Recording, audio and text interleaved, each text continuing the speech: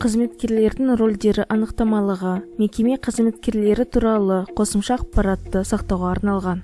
Бұл құжат бастапқы құжаттарда қызметкердің тәуелдік номерін және аты жөнін автоматты түрде толтыру үшін қолданылады. Яғни бас бухгалтердің, ұйым басшысының және басқа да жауапты тұлғалардың деректерін көрсетуге мүмкіндік береді. Жүйенің дұрыс жұмыс істеуі үшін қызметкерлерге тиісті рөлдерді тағайындау қажет. Сондай жүйе қажетті деректерді автоматты түрде жүктейді. Жазбаны есептің кез келген есепке алу бөлімінен ашуға болады. Ол үшін анықтамалықтар, ұйымның анықтамалықтары қойындылары арқылы қызметкерлердің рөлдері таңдалады.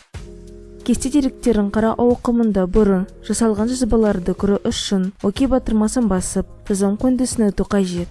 Ал жаңа жазбаны жасау үшін жаңа жазба қосу батырмасы басылады. Толтыруға көшеміз. Мекеменің коды мен оның атауы автоматты түрде қойылады. Одан кейін қызметкерді көрсету қажет.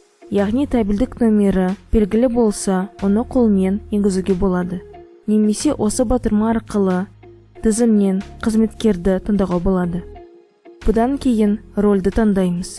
Осы өріске кірген кезде бухгалтер, бас бухгалтер, жеке қаржыландыру жоспарын құрастыруға жауапты тұлға, ұйым басшысы және тағы басқа нұсқалар көрсетіледі. Келесі қадамда кадрлар бөлімінің бұйрықтарында қолданылатын лауазым атауын орыс және қазақ тілдерінде, бұйрықтардағы атауы өрісінде толтырамыз. Одан кейін келесі өрістерде қызметкердің тегі, аты, әкесінің аты немесе инициалдары толтырылады. Яғни кадрлық бұйрықтарда орыс және қазақ тілдерінде қалай көрсетілуі тиіс. Содан соң толтырылған анықтамалықты тінтуірдің оңжақ батырмасымен басып, мәтіндік мәзірден сақтау командасын таңдау арқылы сақтаймыз. Қажет болған жағдайда жазбаны құралдар тақтасындағы есеп батырмасы арқылы Word және PDF форматтарында жүйеден жүктеп алуға болады.